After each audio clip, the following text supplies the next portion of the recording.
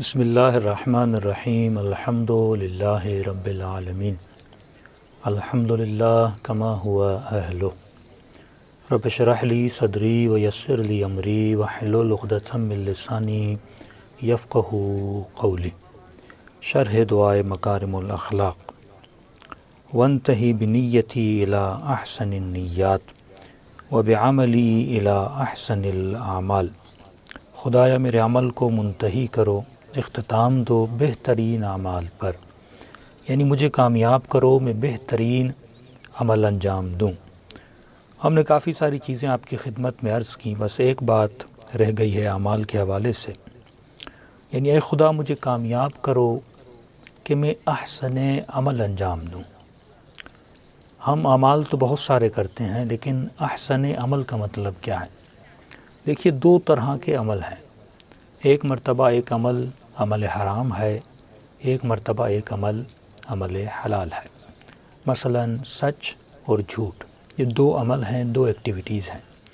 ان میں سے ایک ایکٹیویٹی اچھی ہے، ایک جو عمل ہے وہ برا ہے۔ تو اس پہ تو واضح ہے کہ اس میں کوئی شک کی گنجائش بھی نہیں ہے۔ مثلا اگر کوئی جھوٹ بولتا ہے تو یقیناً اپنے جھوٹ پہ پشیمان ہے، ایون اگر پشیمان نہ بھی ہو تو اسے یہ تو پتہ ہے کہ یہ عمل جو ہے برا ہے۔ تو اس میں کوئی شک کی گنجائش نہیں ہے جب ایک عمل برا ہو ایک عمل اچھا ہو۔ امام کی مراد یہ نہیں ہے یہاں پر کہ اے خدا مجھے احسن اعمال، امام نے یہ نہیں کہا خدایا مجھے کوئی اچھے عمل کرنے کی توفیق دے، احسن عمل یعنی بہت اچھے عمل کرنے کی توفیق دے۔ تو یہاں پر یعنی دو کام اچھے ہیں، ان دو کاموں میں سے جو بہت اچھا کام ہے خدا وہ کام کرنے کی مجھے توفیق دے۔ یہاں حرام اور حلال کی بات نہیں ہو رہی ہے، یہاں بات ہو رہی ہے کہ دو اچھے کام ہیں، مثلا دو حلال کام ہیں، دو مباح کام ہیں یا دو مستحب کام ہیں۔ تو ان دو کاموں میں سے جو مستحب ہیں ان دونوں میں سے جو بہتر ہو، کہ ہم کہیں کہ امپورٹنٹ اینڈ موسٹ امپورٹنٹ، یعنی ان میں سے جو بہتر ہے وہ کام کرنے کی مجھے توفیق دے۔ اس کو ایک مثال سے سمجھاتا ہوں۔ امام کے ایک صحابی ہیں جن کا نام ہے مزارم، چھٹے امام کے صحابی ہیں۔ تو امام کو بلاوا آیا منصور کی طرف سے۔ منصور آپ کو پتہ ہے بہت بڑا ظالم گزرا ہے، ایک ظالم حاکم گزرا ہے جنہوں نے اہل بیت علیہ السلام پر، سادات پر بہت ان کو تکلیفیں دیں۔ یہاں تک ملتا ہے کہ یعنی جو سادات کے بوڑھے بوڑھے حضرات ہوتے تھے ان کو بازار میں لایا جاتا تھا، زندہ ان کو دیواروں میں چن دیا جاتا تھا، اور اس طرح کے خطرناک ترین حالات میں سادات کو رکھا جاتا تھا۔ تو اب ظاہر امام جب ان کی دربار میں جاتے تھے تو یقیناً پیچھے جو اصحاب ہوتے تھے وہ پریشان ہوتے تھے کہ یہ ملعون کہیں امام کو تکلیف نہ پہنچائے۔ تو یہ شخص کہتا ہے امام منصور کے پاس گئے، میں بہت پریشان تھا، امام اندر گئے، امام کا واپس آتے ہیں۔ تھوڑی دیر کے بعد خیر اور صحیح و سلامتی سے امام واپس آ گئے۔ تو جب امام واپس آئے تو ہم واپسی سے گھر کی طرف جا رہے تھے امام کے ساتھ، ایک میں تھا، ایک اور مزارم اور ایک اور صحابی تھا، یعنی 3 لوگ ہم تھے امام کے ساتھ۔ تو راستے میں جب پلٹ رہے تھے تو منصور کا ایک سپاہی تھا، جیسے راستے میں شرطے اور سپاہی ہوتے ہیں، تو انہوں نے امام علیہ السلام کو روک دیا اور ادھر ادھر کے سوال کرنے لگا، کیونکہ رات بہت ہو چکی تھی تو لہٰذا ہمیں جانے نہیں دے رہا تھا۔ تو امام اس کو سمجھانے لگے، اس سے خواہش تمنا کرنے لگے کہ ہمیں جانے دیجئے، ہم اپنے گھر کی طرف جا رہے ہیں، کسی اور راستے سے نہیں جا رہے، لیکن وہ ماننے کو تیار نہیں تھا، اس نے وہیں پہ روک دیا، جس طرح بعض سپاہی سختی دکھاتے ہیں۔ تو کہتا ہے کہ جب اس نے روکا، مثال دے رہا ہوں، 10 منٹ 15 منٹ آدھا گھنٹہ ہو گیا، اور امام اس کو بار بار سمجھا رہے ہیں کہ ہم اپنے گھر کی طرف جا رہے ہیں اور ہمیں جانے دو، لیکن وہ امام کی بات کو سننے کو تیار نہیں تھا۔ تو کہتا ہے اتنے میں نے جو دوسرے ساتھی تھے، میں نے اس ساتھی کو کہا کہ ہم اس بدتمیز بددہن کی زبان کو بند کیوں نہیں کر دیتے؟ تو میں لفظ کلب استعمال کیا، اور یہ کتا جو امام کی اتنی بہترامی اور بھونک رہا ہے امام کے سامنے، ہم اس کا منہ کیوں نہیں بند کرتے؟ کہتا میں نے اتنا کہا اور میں نے امام کو کہا تو میں نے فرمایا کہ مولا اگر آپ اجازت دیں، یہ ایک ہے، رات کا اندھیرا بھی ہے، تو ہم 3 ہیں، ہم تلوار نکالتے ہیں اور اس بدتمیز کو جو اہل رسول کی اتنی بہترامی کر رہے ہیں ہم اس کو مار دیں، اور مارنے کے بعد ہم اس کو دریا میں پھینک دیں کہ مولا کسی کو پتہ بھی نہیں چلے گا کہ ہم نے اس کا قتل کیا ہے۔ تو امام فرماتے ہیں کف ہے، آرام رہو، چپ ہو جاؤ، خاموش ہو جاؤ۔ اور امام نے مجھے ڈانٹ کے چپ کروا دیا۔ اب دیکھیے یہاں پر سوال یہ ہے، کیا اس کو مارنا شرعاً جائز تھا کہ نہیں تھا؟ اب ظاہر ہے جو اہل بیت کی بہترامی کرے، جو اتنا ناسبی ہو اور اس حاکم کے زیر نظر ہو اور امام کو روک کے رکھے، تو یقیناً اس کا قتل جو ہے وہ جرم نہیں تھا۔ امام نے یہ نہیں کہا کہ اس کو مارنا حرام، امام نے کہا خاموش ہو جاؤ، خاموش ہو گیا۔ پھر امام اس سے بات کرنے لگے، اس کو سمجھانے لگے، لیکن وہ ضدی آدمی سمجھ نہیں رہا تھا۔ امام وہیں پر رکے رہے تو کہتا یہاں تک کہ آدھی رات گزر گئی اور ہم وہیں پر رکے رہے اور امام اسے سمجھاتے رہے۔ آخر کار وہ تھک گیا، بالکل وہ تھک گیا، تو اس نے پھر ہمیں جانے دیا۔ کہتے جانے دیا، ہم پہنچے امام کے گھر تو امام نے فرمایا مظاہرے میں ایک بات جان لیں، کبھی کبھی انسان خود کو چھوٹی ذلت سے نکالنے کے لیے خود کو ایک بڑی ذلت میں ڈال دیتا ہے۔ یہ عربی کا لفظ ہے، یا یہ کہوں انسان کبھی کبھی خود کو ایک چھوٹی پریشانی سے نکالنے کے لیے ایک ایسا کام کرتا ہے کہ وہ ایک بہت بڑی پریشانی میں مبتلا ہو جاتا ہے۔ ہاں اگر ہم اسے مار بھی سکتے تھے، اس کو پھینک بھی سکتے تھے، لیکن احسن عمل کون سا تھا؟ اس کو مارنا بہتر تھا یا وہاں پر صبر کرنا بہتر تھا؟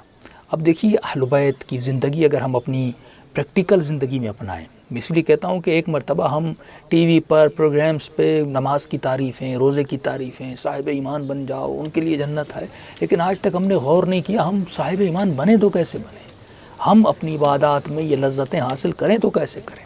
میری نظر میں، میری نگاہ میں، اللہ کی نگاہ میں، اہل بیت کی نگاہ میں بھی ایسا ہی ہے۔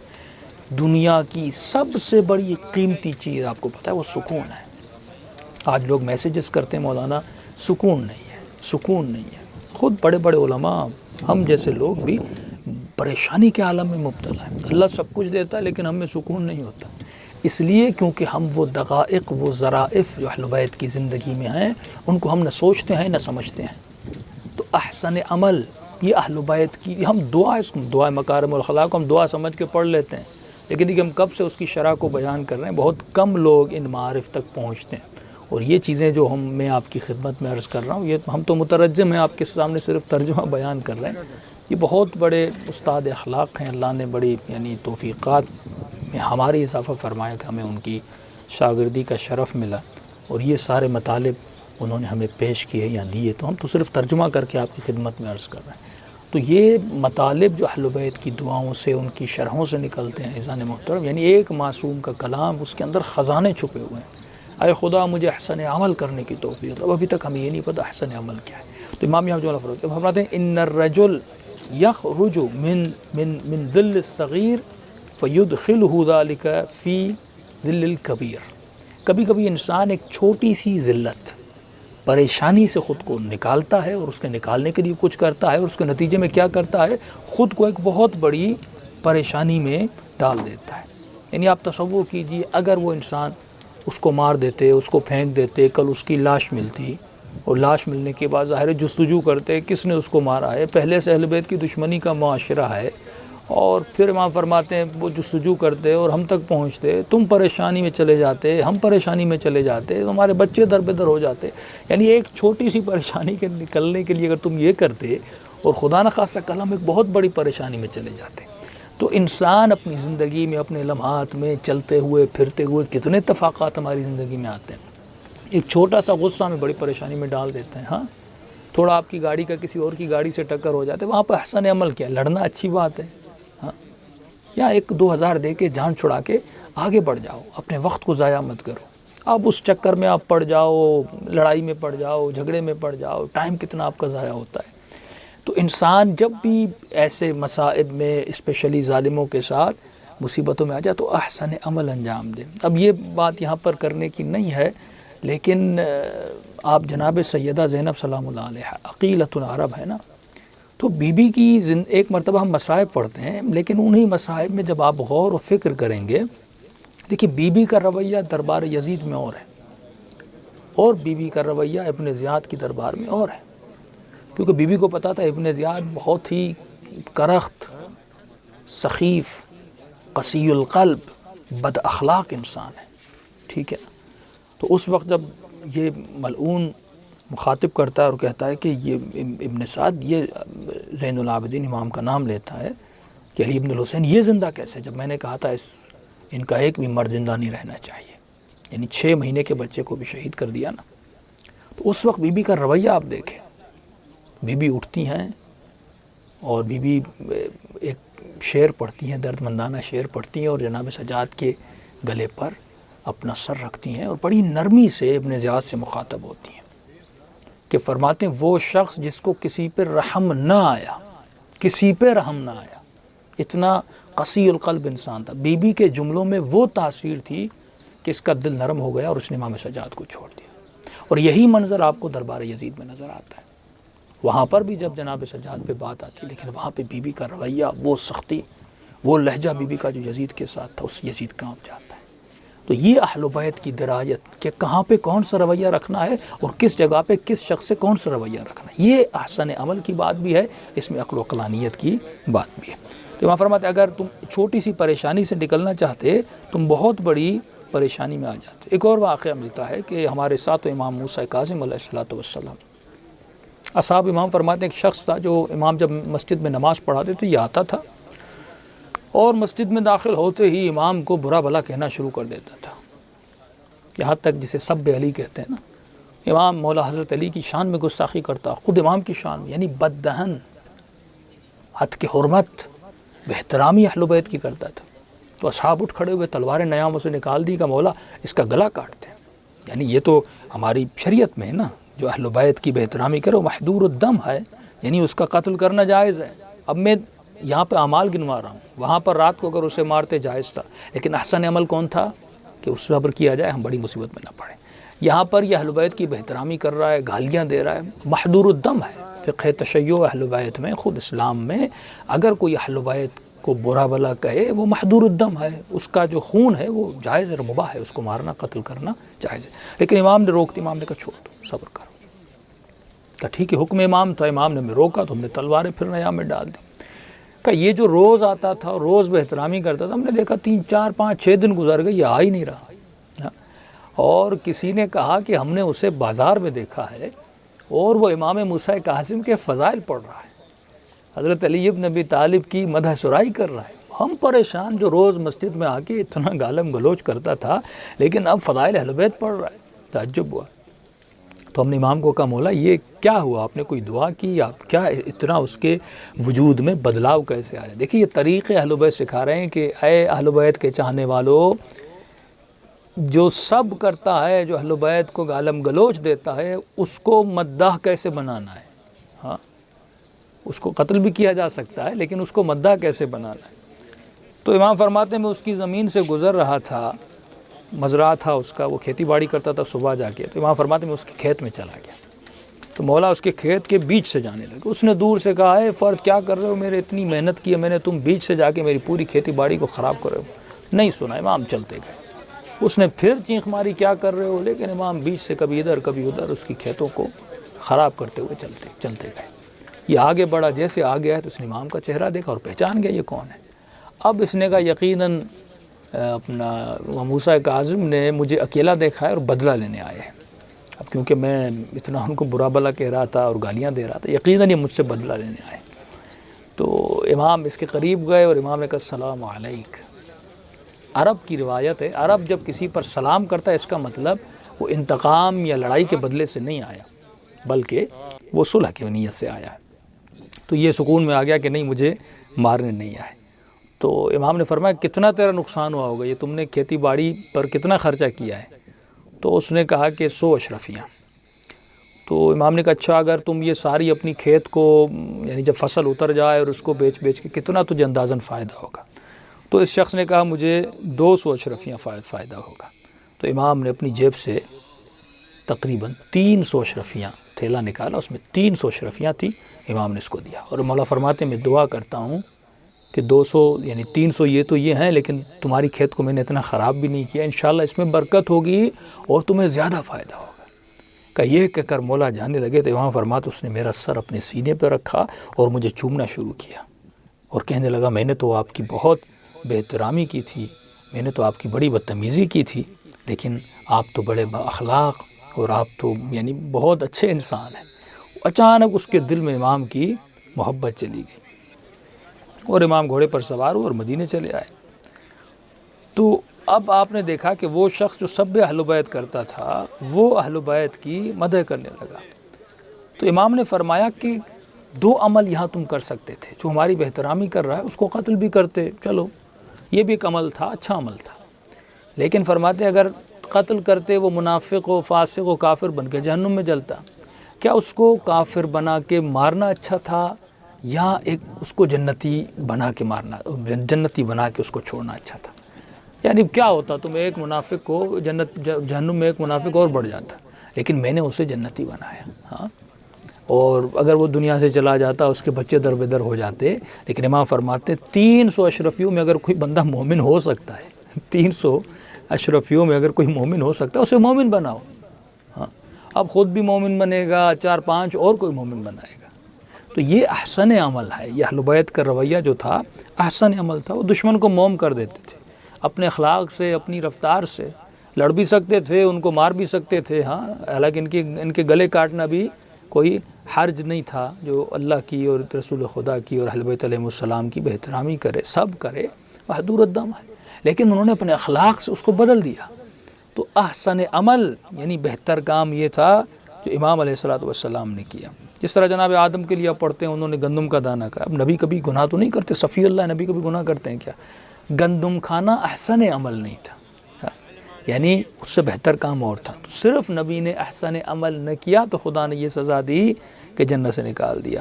تو آپ اہل بیت علیہ السلام کے معنی ان کا درجہ اتنا بلند ہے کہ وہ احسن عمل جب تک انسان میں تحمل اور انسان میں تدبر نہ ہو، جب تک انسان احسن عمل کو سمجھ نہیں سکتا۔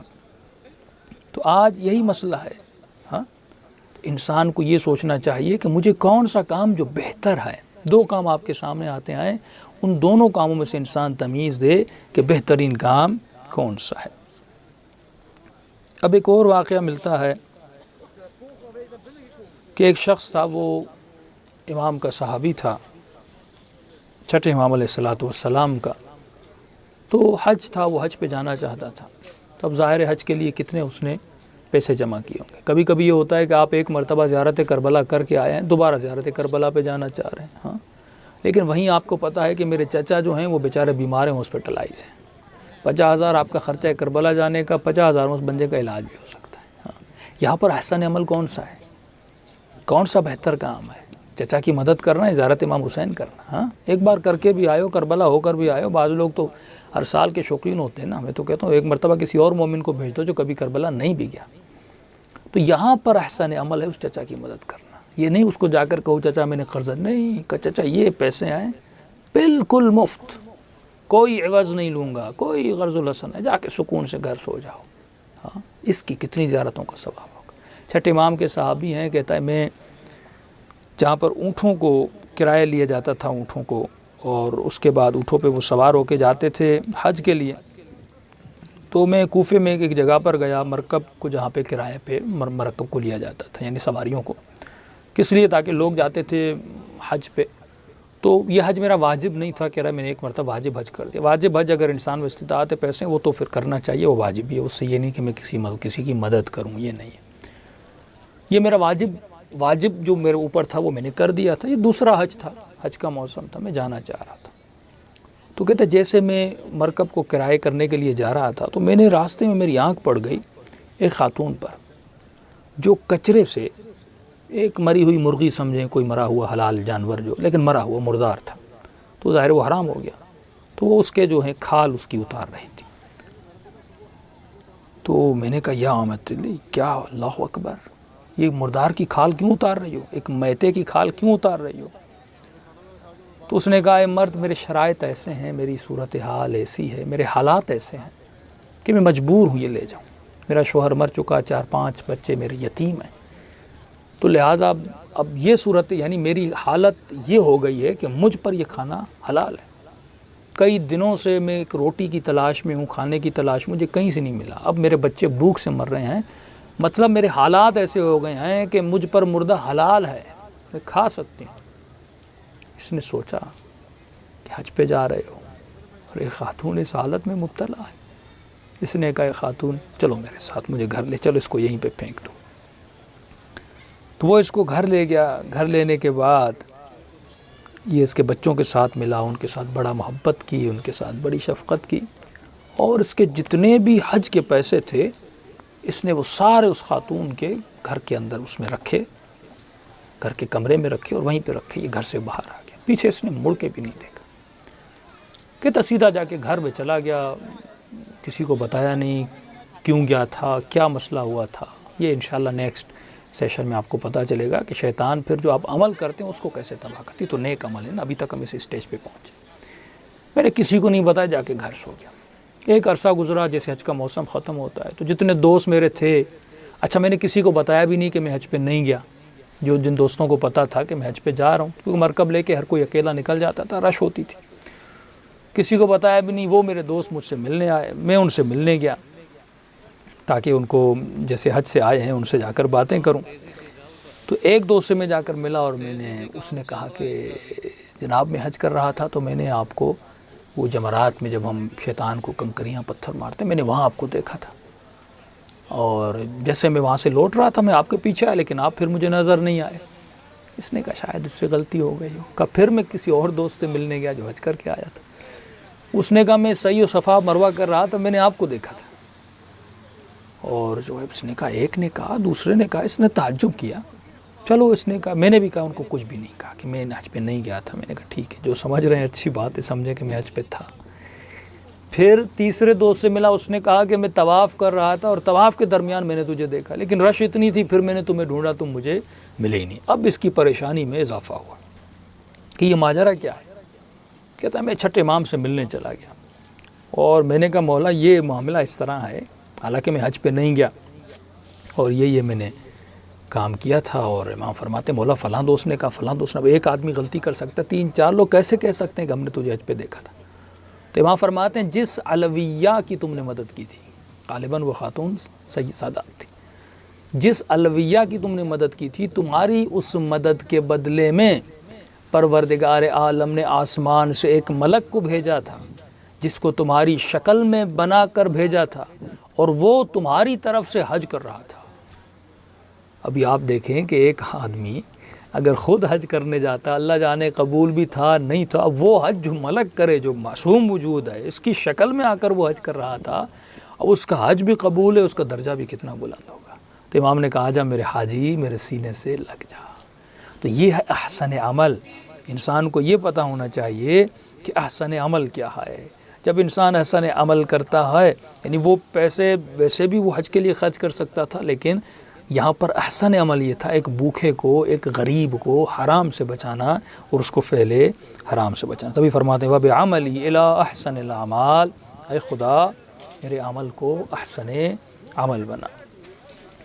ایک اور آپ کو تاریخ سے واقعہ بتاؤں. مسئلہ یہ ہے کہ قرآن کی کہانیاں اور تاریخ یہ انسان کی عبرت کے لیے ہے کہ وہ لوگ کیسے بھٹکے اور جو لوگ ہدایت یافتہ تھے ان کو ہدایت کیسے ملی.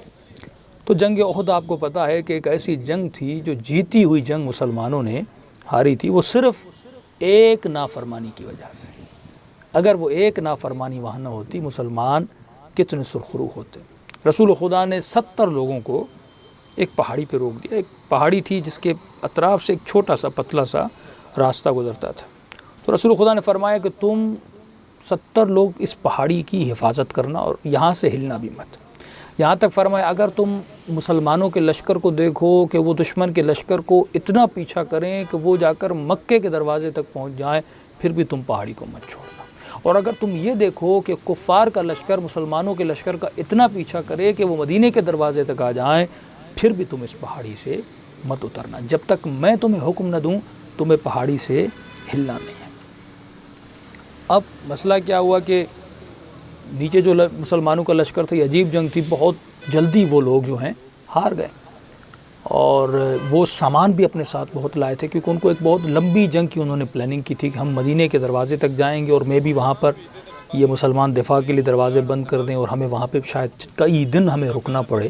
تو لہٰذا یہ ہر سپاہی جو آتا تھا وہ اپنے ساتھ سامان لے کر آتا تھا, کھانے کا پینے کا, اس میں بکریاں بھی ہوتی تھیں, تمام تر مویشی ساری چیز ہوتی تھی. یہ جو 70 لوگ پہاڑ پہ کھڑے ہوئے تھے, انہوں نے تھوڑی دیر میں دیکھا کہ میدان میں گرد و غبار ہے, اور دیکھا کہ چند مسلمان میدان میں بیٹھے ہوئے ہیں اور مال اٹھا رہے ہیں، وہ کافر تو مکے کی طرف بھاگ گئے۔ اب انہوں نے آپس میں چند لوگ ایک دو انہوں نے آپس میں کہنا شروع کر دیا، بھائی وہ تو چلے گئے مکے کی طرف، تو انہوں نے کہا تم لوگ یہاں کیا کر رہے ہو، جاؤ ان کی مدد کرو، اتنا مال غنیمت۔ تو ان میں سے کچھ نے کہا ہمارا کیا جائے، وہ مکے تک جائیں، مکے میں داخل ہو جائیں، لیکن رسول خدا نے کہا ہے اپنی جگہ سے نہیں ہے۔ تو انہوں نے کہا کیسی عجیب آپ باتیں کر، رسول نے اس لیے کہا تھا احتیاطاً کہ شاید ہم جنگ ہار جائیں، یہ ہوا، وہ تو سارے ہار گئے، وہ سارے میدان چھوڑ کے سامنے دیکھو تمہارے بھاگ رہے ہیں، یعنی جیتی ہوئی جنگ ہے، اب یہاں پر رکنے کا کوئی فائدہ نہیں ہے۔ ہاں تو یہ جو رکے ہوئے تھے وہ دوسرے ان کا مذاق اڑا رہے تھے۔ تو اس طرح 3 کر کے 4 کر کے یہ اترتے گئے یہاں تک کہ صرف 7 to 8 لوگ اس جنگ پہاڑ کی ٹکری پہ، یعنی وہ ہنس کے ان پر گئے تھے، تم کیسے پاگل ہو، نیچے پورا میدان خالی ہے، دشمن مکے کے دروازے تک بھاگتا ہوا جا رہا ہے سب کچھ چھوڑ کے، اور تم کہہ رہے ہو یہاں پہ رکے رہیں، کیوں رکے رہیں؟ یہ آج ہوتا ہے نا کہ اگر مومن کہتا نہیں میرے مولا نے فرمایا گناہ نہیں کرنا، تو کیا کہتے ہیں اتنے بے وقوف ہو، اس سے کیا ہوتا ہے؟ ہاں ایک خاتون کہتے ہیں نہیں میں غیبت نہیں کروں، اس غیبت سے کیا ہوتا ہے؟ اس کا لوگ مذاق اڑاتے ہیں۔ ہاں اگر کوئی آپ کا دین خدا کی وجہ سے مذاق اڑائے کہ تم تو پاگل ہو، تم کیسی باتیں کر رہے ہو، لیکن آپ کو ان کی باتوں کو مائنڈ نہیں کرنا، آپ کس کے لیے کر رہے ہو؟ پروردگار عالم کے لیے کر رہے ہو۔ تو تقریباً 7-8 لوگ باقی رہ گئے۔ اب جیسے وہ بھاگتے ہوئے جا رہے تھے تو سامنے سے خالد بن ولید، اللہ کا عذاب اس کے شامل حال ہو، جس کو مسلمان سیف الاسلام کہتے ہیں، تو اس نے پیچھے سے کچھ لوگوں کو جمع کیا اور ان کو کہا کہ رک جاؤ، جیسے یہ لوگ بھاگ کے مکے کی طرف جا رہے تھے، تو آپ سمجھیں کہ یہاں پر میدان ہے، یہاں پر پہاڑ ہے، تو جیسے بھاگ کر گئے تو اس نے روک دیا، اس نے کہا ہم یہاں سے پورے اس پہاڑ کو گھوم کے اس کے بیچ سے ایک چھوٹا سا راستہ ہے، ہم وہاں سے مسلمانوں پہ حملہ کریں گے، اور ایک لشکر کو یہاں سے لے گئے، کہا جب ہم یہاں سے حملہ کریں مسلمان تو بالکل بے فکر ہو کے بڑے ٹھنڈے دماغ سے مال جمع کریں، ان کے سارے یہ تو بھاگ گئے، میں پیچھے سے حملہ کروں گا، پیچھے سے میں تیر ماروں گا، تم لوگ پھر واپس آ کے پھر آگے سے حملہ کرنا، ایسے کیا ہوگا دونوں طرف سے مسلمان پھنس جائیں گے، یعنی جیتی ہوئی جنگ مسلمان کیا کریں گے؟ ہار جائیں گے۔ تو اب یہ انہوں نے پہاڑ کے پیچھے سے انہوں نے حملہ کرنا شروع کیا، حملہ کرنا جیسے پہاڑ کے پیچھے سے آئے تو انہوں نے تقریباً 300 تو یہ لوگ تھے، پیچھے سے 300 نے حملہ کیا، انہوں نے 300 تیر برسائے۔ اب جو پہاڑ پہ جن کی ڈیوٹی تھی، جو 70 لوگ رسول خدا نے رکھے، تو ان کی ڈیوٹی یہی تھی کہ یہاں سے جو بھی آئے اس کو تمہیں روکنا ہے۔ تو اب ظاہر ہے جب 300 تیر آئے تو یہ بیچارے یہاں سے 7 تیر چلے، اب 7 تیر جو ہے 300 بندوں کو کیسے روک سکتا ہے؟ تو یہ نہیں روک سکے، وہ ملعون وہاں سے چڑھ کے آئے اور جتنے 7 لوگ یہ پہاڑ پہ تھے ان سب کے گلے انہوں نے کاٹے اور ان کا قتل کیا بڑی بے رحمی سے۔ اس کے بعد انہوں نے لشکر پر حملہ کیا، اب یہاں سے انہوں نے حملہ کیا، وہاں سے انہوں نے حملہ کیا، فرماتے ہیں ایسی عجیب حالت ہو گئی کہ بعض مسلمانوں نے اپنے مسلمانوں کو قتل کرنا شروع کر دیا، کوئی ایسی گرد و غبار وہاں پہ گھوم اٹھی اور کسی کو کچھ نظر نہیں آ رہا تھا، اپنی جان بچانے کے چکر میں بس تلواریں چلا رہے تھے، سامنے کوئی مسلمان بھی ان کی اپنی تلواروں سے وہ مر گئے، اور جیتی ہوئی جنگ ان لوگوں نے ہار دی، یعنی فاتح جو تھا وہ مسلمان بیچارہ ایک غلطی کی وجہ سے مغلوب ہو گیا، وہ ہار گیا۔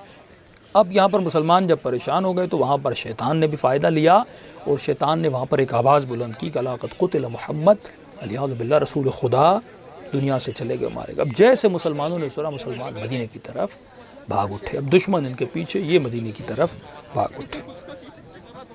اب چند لوگ وہاں پر جو متدینین تھے وہ وہاں پر رک رہے تھے، یعنی آپ یہ دیکھیں جتنا شدید حملہ رسول خدا پر اس جنگ میں ہوا، 7-8 لوگ تھے جنہوں نے اتنے بڑے حملے کو روکا، 7-8 لوگ، یعنی شروع میں بھی جب جنگ شروع ہوئی تو یعنی ودن دی کہتے ہیں کہ شاید 15-20 آدھے گھنٹے میں مولا علی نے تقریباً ان کے 7-8 بڑے جو بہادر تھے ان کو مار دیا تھا، وہ جیسے مرے تو یہ بھاگ گئے، اور واپسی میں جب انہوں نے حملہ کیا تو یہی پھر 7-8 لوگ امام علی کے ساتھ انہوں نے رسول خدا کی جان کو بچانے کی کوشش کی، اور انہوں نے پورے اس طاقتور لشکر کو جو پھر غالب آ گیا تھا اس کو روکا، اور اس میں مولا علی بھی زخمی اور رسول خدا کے دندان مبارک، رسول خدا کے سر سے بھی خون بہہ رہا تھا۔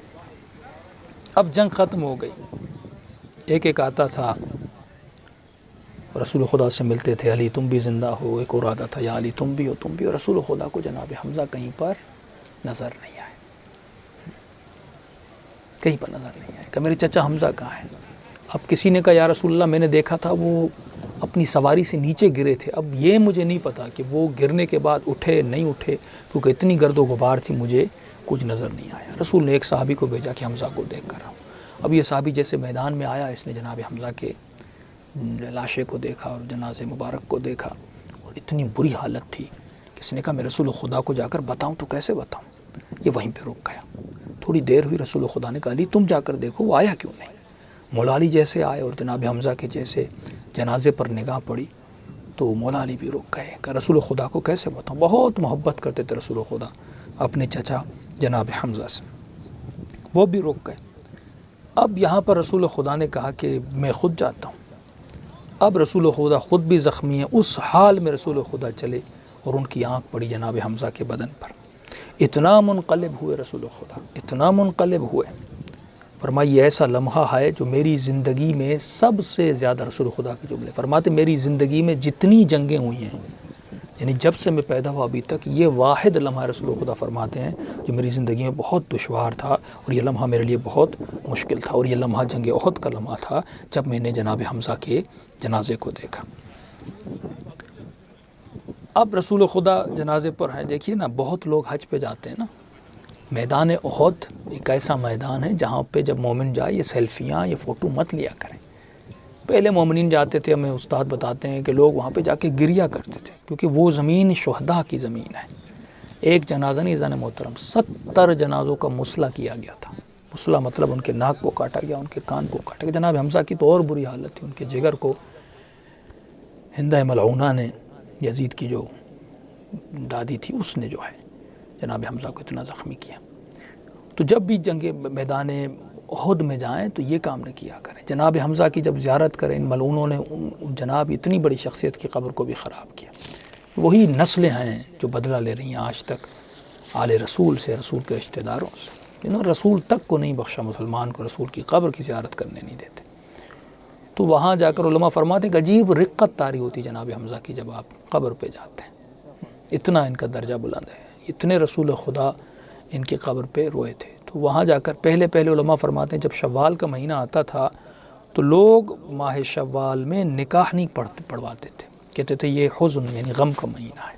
لیکن آج تک یہ احترام، یہ ادب تو ختم ہی ہو چکے ہیں۔ کئی لوگ شادیاں کر دیتے ہیں، اور تو عام مہینوں میں بھی جن میں نہیں کرنی چاہیے ان میں بھی کرتے ہیں۔ لیکن بزرگ جو تھے بتاتے ہیں کہ اس مہینے میں شادیاں بھی نہیں کرتے تھے، کیونکہ جناب حمزہ یہ مہینہ رسول خدا کے حزن اور غم کا مہینہ تھا، تو اس احترام میں وہ لوگ شادیاں نہیں کرتے تو روتے تھے۔ تو فرماتے رسول خدا نے جیسے جناب حمزہ کی حالت دیکھی تو اس کو رسول خدا نے کہا میں انہوں نے 70 لوگوں کو مسلح کیا ہے، تو میں بھی مشرکین اور کفار مکہ، ظاہر ہے جو جتنے بھی لوگ جنگ میں تھے وہ اس پہ راضی تھے، جو راضی ہوتا ہے اس کی منزلت بھی قتل کی منزلت ہوتی ہے۔ تو اس میں یہ خالد بن ولید ہوں، ابو سفیان ہوں، یہ جتنے بھی لوگ ہیں یہ سارے شامل تھے اس فعل کریم میں۔ تو رسول خدا نے فرمایا میں بھی 70 لوگوں کو کفار مشرکین مکہ میں سے 70 کو، اس 70 کے بدلے میں 70 کو ان کا مسلح کروں گا اور جو ہے ان کو قتل کروں گا۔ اس وقت فرماتے جناب جبرائیل علیہ السلام نازل فرمایا وَاصْبِرْ وَمَا صَبْرُكَ إِلَّا بِاللَّهِ وَلَا تَحْزَنْ عَلَيْهِمْ، اے رسول خدا صبر کرو اور آپ غمگین مت ہوئیے، ہم انشاءاللہ آپ کو جزا دیں گے۔ بس یہ کہنا تھا، رسول خدا نے فرمایا اصبرو اصبرو اصبرو، بار بار کہتے رہے پروردگارہ میں صبر کروں گا، میں صبر کروں گا، میں صبر کروں گا۔ 2 عمل تھے نا احسن عمل، پھر ہم آ گئے۔ ایک یہ تھا کہ القصاص بالقصاص ہے نا، انہوں نے کیا تو قصاص شرعاً جائز ہے قصاص لینا، اگر کسی نے قتل کیا تو آپ قصاص دیجئے، شرعی مسئلہ آپ مار سکتے ہو، قرآن کا حکم ہے کہ انہوں نے آپ کو شہیدوں کو مارا ہے، آپ ان کو ماریے۔ لیکن یہاں پر احسن عمل کیا تھا؟ صبر تھا۔ اے میرے حبیب صبر کرو، ولا تحزن، آپ محزون مت ہوئیے، آپ غمگین مت ہوئیے، آپ صبر کریے۔ وہ میرے حبیب جو رحمت للعالمین تھے انہوں نے بھی فرمایا اصبرو اصبرو، میں صبر کروں گا۔ فرماتے ہیں کہ اب اس صبر کا نتیجہ کیا تھا؟ جب فتح مکہ ہوا تو فتح مکہ میں ابو سفیان اور یہ ہندہ جگر خار کا شوہر ابو سفیان، یہ مسجد الحرام کی جو دیوار ہے وہاں پر انہوں نے سر رکھا اور سوچ میں پڑ گئے محمد ہمارے ساتھ کیا کرے گا۔ اتنا انہوں نے حضرت حمزہ، ان کو پتا تھا ان کی ویلیو کیا ہے رسول خدا کے سامنے، اتنے مسلمانوں کو صرف قتل نہیں کیا، صرف شہید نہیں کیا، ان کو مسلح کیا، یعنی ان کے جنازوں کے ساتھ اتنی بے احترامی جو رسول خدا کی فوج نے، یہ اصول تھا رسول خدا کا کہ جب کافر بھاگتے تھے تو منع کرتے تھے مسلمانوں کے پیچھے مت بھاگنا، تو انہوں نے تو ساری حدیں پار کر دی تھیں۔ تو فرمایا کہ آپ نے ہمارے بارے میں کیا سوچا ہے؟ تو رسول خدا نے فرمایا کہ تم کیا سمجھتے ہو کہ میں کیا کروں گا؟